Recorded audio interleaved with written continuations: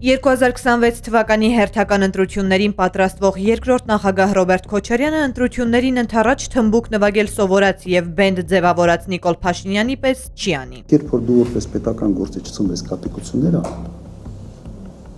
սա իմ տպավորությամբ պետք է հակառակ ինչ-որ բան ազդեցություն ունենա։ Ես տեսնում եմ, որ Նիկոլ Փաշինյանը փորձում է իր վարկանիշը վերանորոգելու տարբեր հնարքների փորձում է գնալ։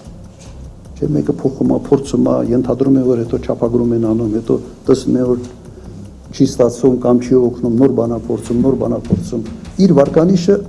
ամենից ցածրն է 18-35 տարեկանների շրջանում։ Թմբուկ նվագելու փոխարեն երկրորդ նախագահն այլ բան կանի։ Նոր մարդկանց կընդգրկի իր թիմ եւ Հայաստան դաշինքով կմասնակցի ընտրություններին։ Մենք վերջնական լուծում որոշում դեռ չունենք, բայց հակված ենք գնալ նույն ֆորմատով։ Թե ով է լինելու իրենց թիմի վարչապետի թեկնածուն, հարցինի պատասխան Ռոբերտ Քոչարյանը ասաց. Հարցում ենք անելու սոցիոլոգիական հետազոտություն, փետրվարի սկիզբ եւ այդ արդյունքներով որոշելու ենք թե ով առաջնորդը։ Եթե սոցիոլոգիան ցույց տա, որ ես եմ ամենից մեծ ձայներ բերող, այսպես ասենք, ուրեմն ես եմ ունոր։ Եթե հայտնվել է մեր դաշինքում որևէ մեկը, որը կարող է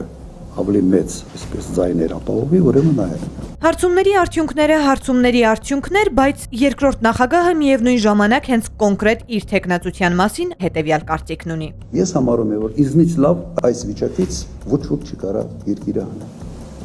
Որպեսզի 2021 թվականի ընտրությունների կրկնություն տեղի չունենա եւ ընդդիմադիր դաշտի ուժերը չփոշիանան, Ռոբերտ Քոչարյանը որպես բանաձև դիտարկեց 4-ից 5 ընդդիմադիր բլոկների ազգային ժողով անցնելու դեպքում ՔՊ-ին բացառելու սկզբունքով կոալիցիա ձևավորելու մոդելը։ Իսկ ինչ կլինի, եթե կոալիցիա կազմելու դեպքում քաղաքական ուժերը համաձայնության չգան։ Ռոբերտ Քոչարյանը նաև տվեց այս հարցի պատասխանը։ Ինչ վերաբերում է թե հետո ով կլինի վարչապետ, ով չի, ունի կա շատ բարձ տարբերակ։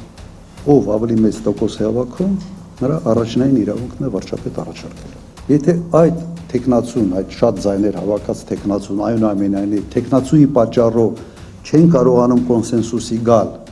այս ընդդիմադիր դաշտում, կա երկու տարբերակ։ Կամ երկրորդ փուլ մեր սահմանադրությունն է սա ասում։ Առաջի երկու տեղը գնում են երկրորդ փուլի։ Կամ էլ ուղղակի այդ մարդը կամ այդ քաղաքական ուժը ասում է, օքեյ, ես պատրաստ եմ կոմպրոմիսի, մտածենք այլ օրինակ տեխնոկրատ վարչապետի տեխնոլոգիության մասին։ Եվս տարբերակ է։ Եվ իմ կարծիքով ավելի ճիշտ է չմտնել երկրորդ փուլի մեջ։